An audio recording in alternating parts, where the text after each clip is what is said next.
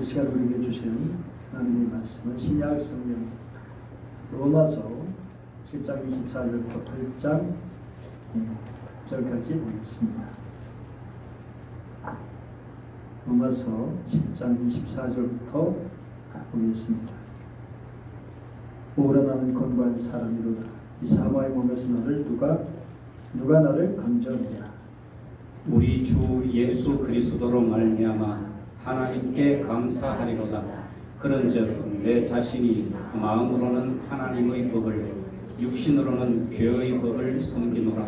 그러므로 이제 그리스도 예수 안에 있는 자에게는 결코 정죄함이 없나니 이는 그리스도 예수 안에 있는 생명의 성령의 법이 죄와 사망의 법에서 너를 해방하였음이라.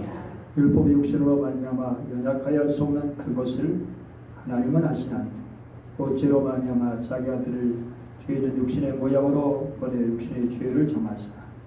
육신을 따르지 않고 그 영을 따라 행하는 우리에게 율법의 요구가 이루어지게 하려 하심이니라. 육신을 따른 자는 육신의 일을, 영을 따른 자는 영의 일을 생각하나니 육신의 생각은 사망이요 영의 생각은 생명과 평안이니라. 육신의 생각은 하나님과 원수가 되나 이는 하나님의 법에 굴복하지 아니할 뿐 아니라 할 수도 없습니다.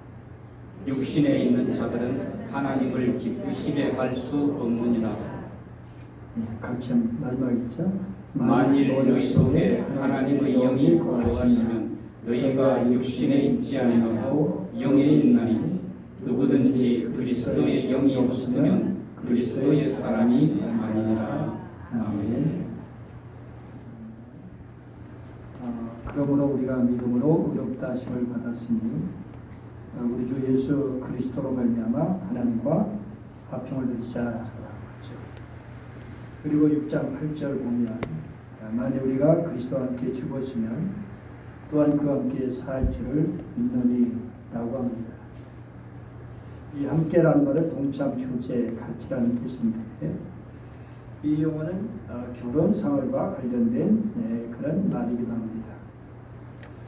그러니까 예수를 통해서 하나님과 교회가 함께 결혼한 존재인데 결혼한 존재가 함께 사랑을 나누며 살아가는 그게 바로 결혼 생활이죠. 로마서 5장 1절의 화평을 그렇게 결혼으로 설명해 가는 거죠.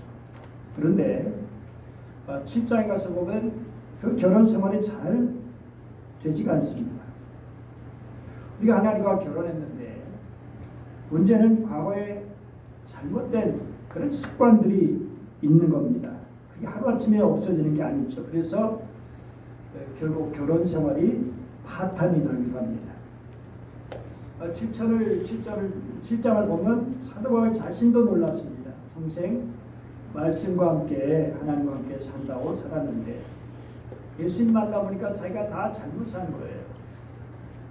자기가 하려는 선은 행하지 않고 하지 말아야 할 것을 하더라는 것입니다. 여기서 굉장한 고민에 빠지게 됐어요. 바울의 고민은 또 우리의 고민이기도 하죠. 어거스틴의 참회록을 보면 어거스틴도 바로 그 장면에서 굉장히 고민을 해요. 어거스틴 참회록에서 고백하는 것 중에 하나가 자신은 성에 약한 사람이라는 거예요. 그러면서 자기가 얼마나 이성의 유혹에 약한가를 말하는데 그 당시 로마 사회는 남자가 아내를 거느리고 또 동거인 여자를 하나 더 둘 수가 있었습니다. 합법적으로. 그런데 어거스틴 이미 16살 때 동거인 여자하고 살다가 애를 낳습니다. 그런데 그가 거듭나게 되었습니다. 그러면 안 되잖아요.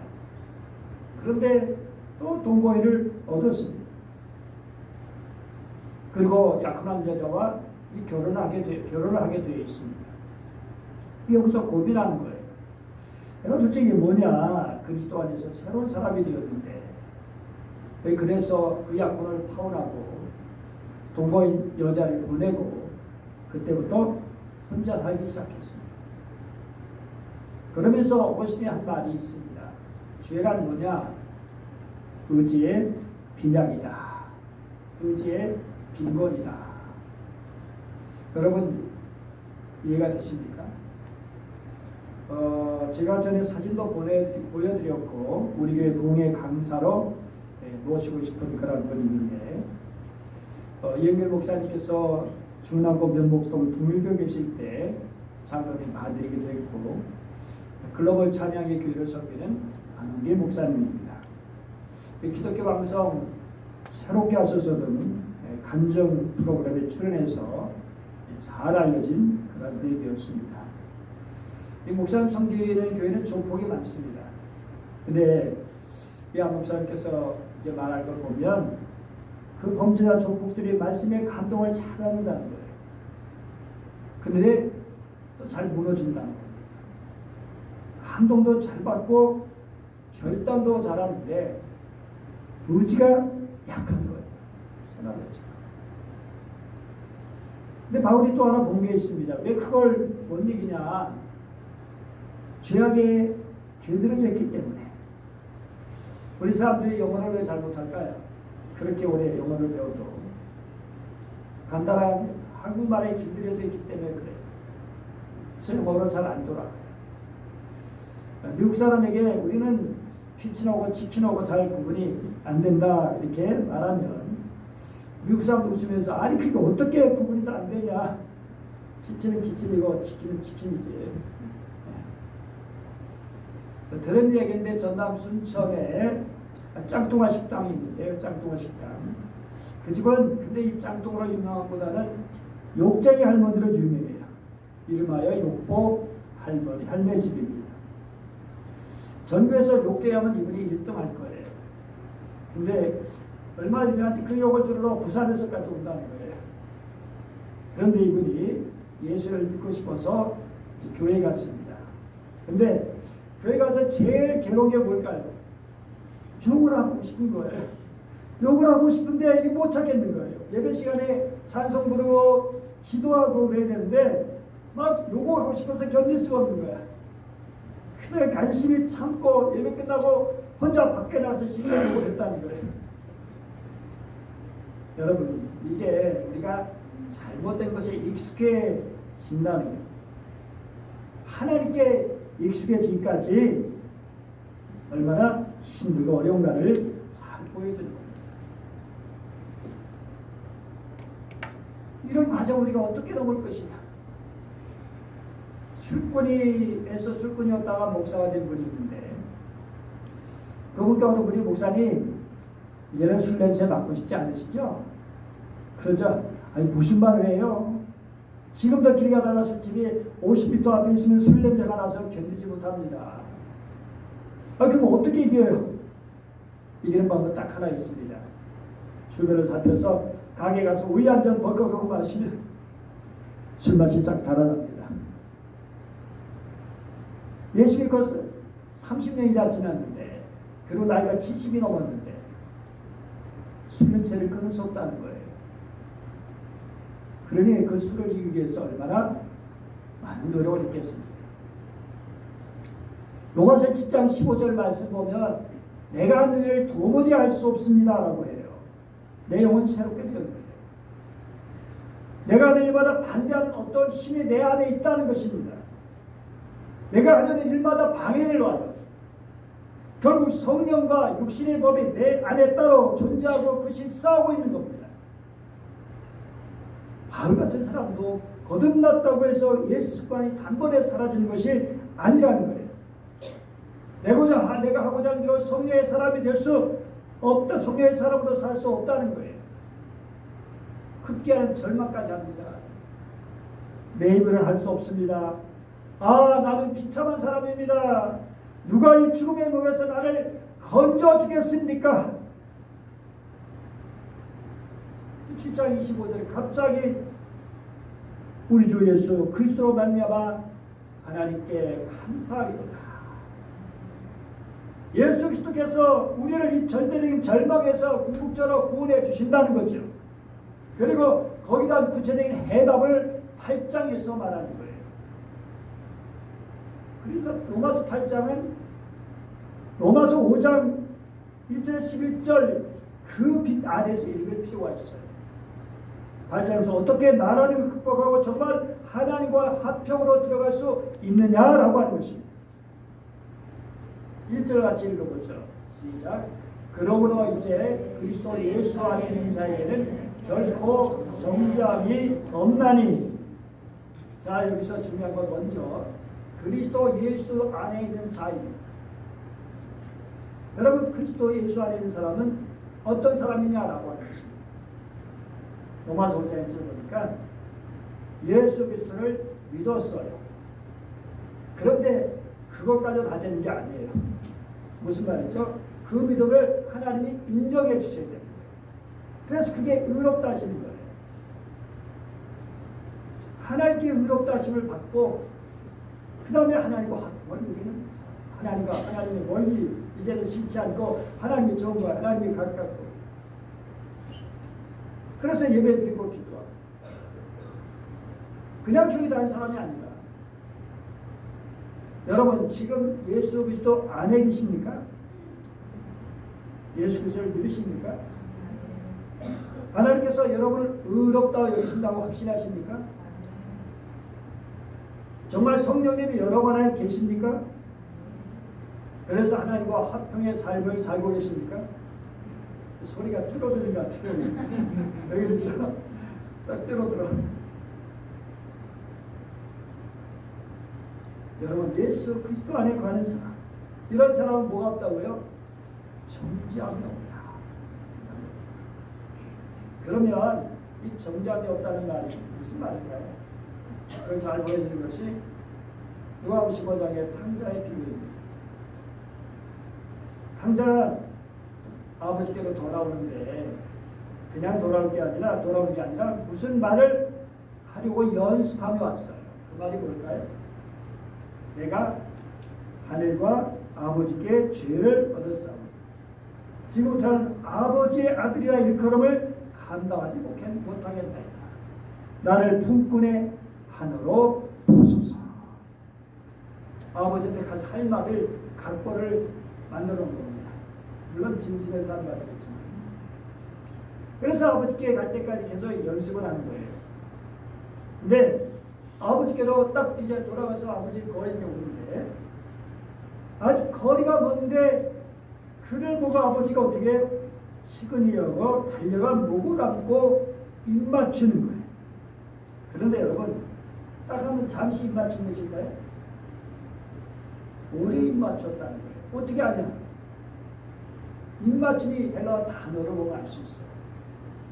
이 단어는 카타 필레오라는 단어인데 그럼 필레오가 뭡니까? 사랑입니다. 사랑. 헬라어의 필레오. 그러니까 여러분 사랑하는데 한번 쪽 하고 끝내는 게 안 되겠습니까? 그럴 수 있지만 그런데 더군다나 이 아들은 오랜만에 오는 아들입니다. 오랜만에 만난 아들이에요. 마치 우리가 오랫동안 뭔가 만나지 못하고 상봉하면 어떻게 하죠? 가족이 잠깐 끌어안고 끝냅니까? 그렇죠. 그런데 문제는 그럼 이 아들이 어떤 아들입니까? 오랫동안 돼지 우리에서 일하던 돼지가 먹는 걸 먹고 옷에 갈아입혔어요? 목욕을 제대로 했겠어요? 그 입에서 무슨 냄새가 나죠? 시금창 냄새가 납니다. 그런데 어떻게 오래 입을 맞출 수 있는가? 여러분이 입 맞추는 단어가 몇 번이고 입 맞추다, 열렬하게 입 맞추다 그런 뜻이거든요. 언어로 보면. 어떻게? 그런데 사랑이 그 냄새를 이깁니다.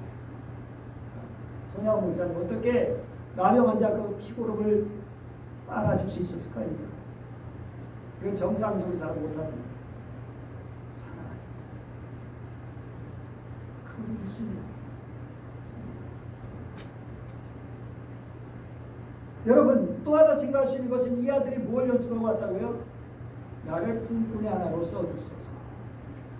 그런데 이제 아버지 만나면 그 얘기 하나 해야 되는 거예요. 아버지가 입을 딱 맞추고 있으니까 그 얘기 할 수 있어요? 뭐 할 수 없어요? 할 수 없습니다. 그러니까 아버지가 아들을 입 맞추는 것 아들아 아무 말 하지 마. 너는 내 아들이야. 그래도 아버지가 입을 때니까 아들이 그렇고 이 말을 하는 겁니다. 아버지, 제가 지금부터는, 그런데 아버지는 들은 척 맞죠. 그 애들은 신경도 안 써요. 신경도 안 쓰고, 그리고 종들에게 뭐라고 말하죠? 내 죽었던 아들이 돌아왔다. 이야, 정말 얼마나 멋진 말입니까? 아버지가 이 아들 용서했을까요? 안 했을까요? 용서했어요? 안 했어요? 용서했죠? 그런데 용서한다는 말이 있습니까? 없습니까? 없어요. 없는데 어떻게 용서할 걸 알아요? 우리 같으면 야, 내가 다 용서해줄게. 그런데 너 그동안 뭐하다가 왔냐? 너 그 돈 어디다 안 쓰고 왔니? 이렇게 물어볼 수 있잖아요. 우리 이제 다음 주에 오신 이영길 목사님, 얘는 이제 아들이 둘이 있어요. 큰 아들한테 모범생이라서 미국에 이제 그 신학교 총장으로 있고요. 둘째 아들은 국제 변호사예요. 제가 결혼식 때도 이제 다녀왔는데 이 신강교사한테. 그런데 이 아들은 모험이 많아. 근데 이제 로스쿨 들어갈 때 뭐 애가 돈이 없으니까 아버지가 신용카드를 줬어요. 그런데 2만 불짜리, 2만 불짜리. 2만 불은 약 계산하면 2,500만 원이에요. 이 카드를 주면서 자, 이제 이거 아빠 거니까 너 필요할 때 써. 그리고 이제 이 아이가 이제 집을 떠나서 갔는데, 근데 카드에서 어느 날 막 전화가 오는 거예요. 당신 카드에서 돈이 막 빠져나간다고.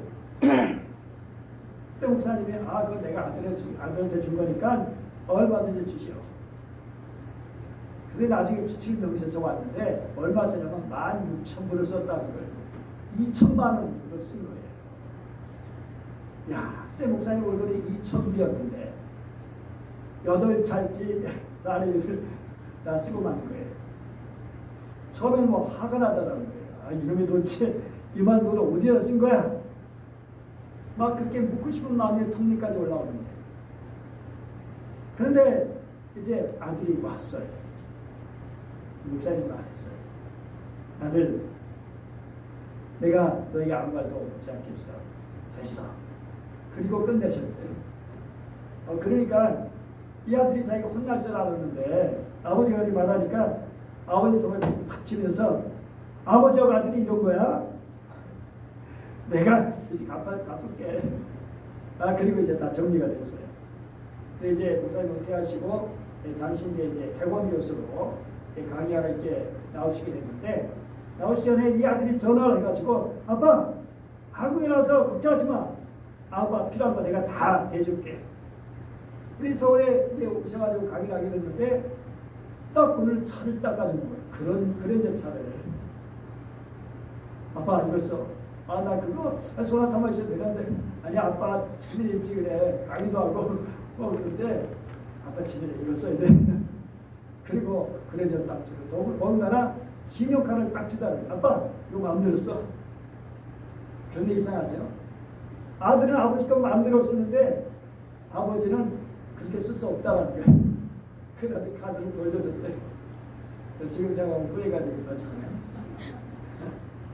어쨌든 여러분, 하나님께서는 우리를 용서하시는 정도가 아니라 정죄하지 않으십니다. 다시 말해서 죄 자체로 인정하지 않는다는 거예요. 우리의 부정적인 모든 기록을 다 지워버리신다는 거예요. 백지 상태로. 근데 더 중요한 것은 가락지를 끼워줬어요. 가락지가 뭐냐? 가락지는 당시 인간 동물자, 인간 여자. 이 아들에게 이제 재산을 나눠주게 됐을 때 어떻게 했어요? 재산을 받아가지고 뭐 도장학교에서 재산을 받아서 이제 큰아들 거, 작은아들 거, 또 아버지 거 이렇게 나눠줬겠죠. 그런데 이 둘째 아들은 다 쓰고 왔잖아요. 다 잃어버려서 아무것도 없어요. 그런데 가락지를 끼워줬다는 것은 아버지가 자기 재산을 다시 줬다는 거예요. 그러면서 다시 해봐라. 다시 시작하자. 이게 바로 정죄함이 없다는 것입니다. 하나님께서 그냥 우리 죄를 없애버리셨어요. 그래서 정말 너희를 죄에서 해방됐으니 먼저 얼매지 마라. 너희는 하나님의 자녀가 되었잖아. 이제부터 백지 상태에서 다시 시작하자. 우리를 자유로 만들어주셨어요. 깨끗하게 지워주시고. 여러분, 악에서 우리가 악을 이길 수 있는 첫 번째 비결이 뭐냐? 너는 정죄받지 않아 라고 하는 것입니다. 마르틴부터가 성경을 번역할 때 바르트브르크 성에서 사탄이 막 괴롭혔어요. 너 죄인이잖아. 너 같은 죄인이 무슨 종교교육을 한다 그래? 사탄이 말이지만 틀린 말은 아니거든. 그런데 옳은 말이라고 다 좋은 말은 아니에요. 옳은 말이라고. 그래서 루터가 그래 나 죄인인데 그래가지고 거기 막 눌려가지고 종교교육을 포기하고 성서문에도 포기하고 그리고 그렇게 하려고 했던 거예요. 근데 성령께서 그의 마음을 움직여주시고 지혜를 주셨어요. 이 사탄이 또 계속 공격하는 거예요. 너 죄인이잖아. 그러자 루터가 말했어요. 맞아, 난 그래 죄인이야. 하지만 나는 용서받은 죄인이다. 그때부터 사단이 물러가고 다시는 루터를 괴롭히지 않았다는 것입니다. 하나님과 화평하게 사는 게 첫 번째 바로 정죄함이 없다. 당신은 정죄받지 않는다. 당신은 깨끗하게 당신의 모든 것이 처리되었다. 다시 시작하라. 그러면 정죄받지 않았다는 것을 정죄받지 않는다는 걸 누가 증명해 주시느냐? 2절 같이 읽어보죠. 시작. 이는 그리스도 예수 안에 생명의 성령의 법이 죄와 사망의 법에서 너를 해방하였습니다. 사번역으로 볼까요? 같이 읽어보겠습니다. 시작. 그것은 그리스도 예수 안에서 생명을 누리게 하는 성령의 법이 당신을 죄와 죽음의 법에서 해방하여 주셨기 때문입니다. 생명을 주신 생명을 누리게 하시는 성령의 법이 죄와 사망에서 너를 해방했다. 사탄의 권세에서 해방했다. 여러분, 이러한 성령께서 우리가 함께 하십니다. 우리가 정죄받지 않는다는 것을 증거해 주시는 분이 성령이십니다. 여러분, 이것을 확신하시기 바랍니다. 9절 같이 읽어볼까요? 시작. 만일 너희 속에 하나님의 영이 거하시면 너희가 육신에 있지 아니하고 영에 있나니 누구든지 그리스도의 영이 없으면 그리스도의 사람이 아니라. 여러분, 우리가 의롭다함을 받지 못했으면 구원받지 못한 사람입니다. 성령에 거하지 않으시면 구원받지 못하고 하나님의 자녀가 아닙니다. 여러분, 성령이 여러분의 거하신 줄 믿으십니까? 긴가민가 하십니까? 여러분, 4절을 보십시오. 시작. 육신을 따르지 않고 그 영을 따라야 하는 우리에게 율법의 요구가 이루어지게 하려 하십니다. 여기 육신이라는 건 죄에 물들어진 나예요. 죄에 물들어진, 생각한 것도 죄고 말한 것도 죄고 행동한 것도 죄고 죄에 물들어진 인간. 그 육신을 가지고 있는 한 절대로 성령을 따라갈 수 없어요. 그런데 그런 나를 이 죄의 죄를 끊어주시고 하나님의 법을 따라갈 수 있도록 도와주시는 분이 누구냐? 성령님이십니다. 성령께서 우리를 고쳐주시고 치료해주시고, 성령께서 우리를 도와주지 않으시면 우리가 육체의 법을 이길 수가 없어요. 여러분, 우리가 끊고 새롭게 되기를 원하신다면 성령님께 부탁하십시오. 성령의 수술을 받으십시오. 성령의 역사하시면 죄에서 해방되는 것입니다. 8절 읽어보죠. 시작. 육신의 자들은 하나님을 기쁘시게 할 수 없느니라.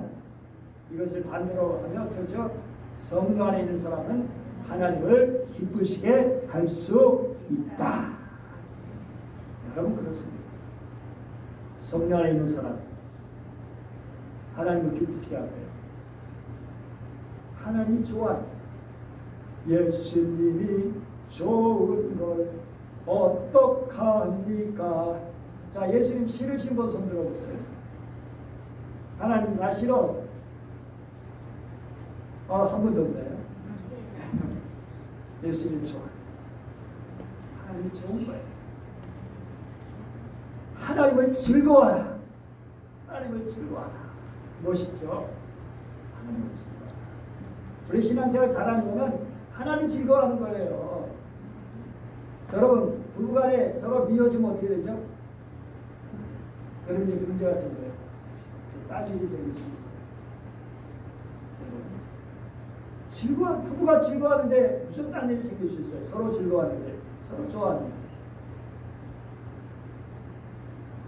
여러분, 악을 이기는 최선의 방법은 하나님을 즐거워하는 거예요. 말씀이 좋고, 기도하는 게 좋고, 그러면 하나님이 싫고, 하나님을 가까이 하고 싶지 않고, 아예 하나님이 없다고도 해. 그런 사람이 어떻게 하나님을 기쁘시게 할 수 있겠어요? 사랑하는 여러분, 정말 하나님을 즐거워하시기 바랍니다. 그래서 하나님을 기쁘시게 하기를 바랍니다. 이게 바로 성령의 사랑입니다. 성령 우리의 보증이시죠. 우리가 이기고 하나님의 자녀로서 하나님과 화평을 누리게 될 수 있는 길은 딱 두 가지. 예수 그리스도께서 내 죄를 용서받은 것이죠. 예수님께서 우리의 죄를 다 지시고 십자가에 달려 죽으신 그리고 부활하신 그 주님을 통해서 내 죄를 용서받는 것입니다. 그리고 성령께서 오셔서 나를 하나님의 법으로 살도록 이끌어 주시는 거예요. 그래서 우리 그대로 따라가면 돼요. 성령님은 심판날에 우리의 보증이 되시는데요. 그런데 중요한 것은 마지막에서만 보증해 주시는 게 아니에요. 지금부터 나를 지켜가시고 나를 보증해 주시고. 사랑하는 여러분, 우리가 생판 처음 보는 사람은 보증할 수 있어요? 생판 처음인데 저 사람과 보증할 수 있다고? 정말 어떻게 할 수 있어요? 여러분, 하나님께서 우리 성령께서 우리 마지막에 우리를 보증하시기 위해서는 어떤 겁니까? 다 하시는 거예요. 그래서 하나님 앞에서 마지막에 보증할 수 있는 거예요. 이 사람은 내가. 물론 성경에서는 뭐 딱 보면 다 아실 수 있지만 잊으시겠지만 성령이 우리를 보증하신단 말이에요. 우리를 거룩한 신분으로 지켜가신다는 거예요. 그러므로 우리는 그 약속을 믿고 담대하게 살아가는 거예요. 그리고 마지막 날에 성령께서 하나님 앞에 우리를 자녀로 보증해 주시고 변호해 주시고 넉넉히 하나님의 나라에 들어가게 해 주시는 것입니다. 영원한 하나님의 나라에서 살게 해 주시는 겁니다. 그래서 이 땅에서 성령 없이 믿는다고 살아온 사람은 천국에 들어갈 수 없는 겁니다. 사랑하는 여러분, 우리는 더 이상 죄의 노예가 아닙니다. 죄 때문에 죽음을 두려워할 필요가 없습니다. 예수 그리스도 안에 있는 사람은 성령의 침에 함께 하시는 사람. 그러니 더 이상 내가 뭐 할 수 있지? 염려하지 마십시오. 더는 지을 죄 때문에 절망하지 마십시오. 더는 내가 하나님의 말씀에 순종하지 못하고 실패하고 선을 행하지 못하면 낙심하지 마십시오. 우리는 그럴 수 있습니다. 그렇게 부족한 사람이고 죄 가운데 있는 사람입니다. 그럼에도 우리는 죄의 노예가 돼서는 안 됩니다. 사단의 노예가 돼서는 안 됩니다. 너 죄인이잖아. 내가 뭘 해?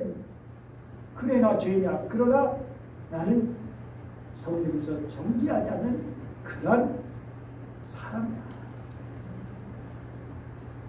사람이야. 우리가 잘못했을 때, 넘어졌을 때 어떻게 하죠? 툭툭 털고 다시 일어나서 하나님 아버지를 부르는 것입니다. 성령의 도심을 구하면서 다시 우리의 주의 삶을 살아가는 겁니다. 때로 닥쳐오는 고난과 두려움과 시련도 담담히 이겨내고 마침내 영원한 하나님 나라에 들어가게 되는 것입니다. 하나님은 모든 일을 합력하여 선을 이루어 주십니다. 불행도 고난, 어려움당한 우리 자녀에게도 로마서 8장 28절 그 말씀이 이루어지길 바랍니다. 모든 일을 합력하여 선을 이루어 주십니다. 누구에게? 하나님 사랑하는 자, 뜻대로 부르심을 입은 자들에게. 자, 여러분 이제 함께 주님의 손을 잡고 다시 시작하십시오. 성령에 의지하십시오. 주님은 여러분을 사랑하십니다. 기도하겠습니다. 은혜로우신 하나님 아버지 감사드립니다. 오늘도 저희들을 사랑해 주시고 말씀을 주시니 감사합니다. 주님의 말씀을 깊이 새기고 정죄하지 않는 그 놀라운 은혜, 함께 하시는 성령의 도우심을 믿고 정말 주님을 기쁘시게 해드리며 주님 하나님답게 담대하게 서하게 하시고 원수마귀의 공격을 담대히 막아낼 수 있도록 무찌를 수 있도록 도와주시옵소서. 감사드리며 주 예수님 이름으로 기도드립니다.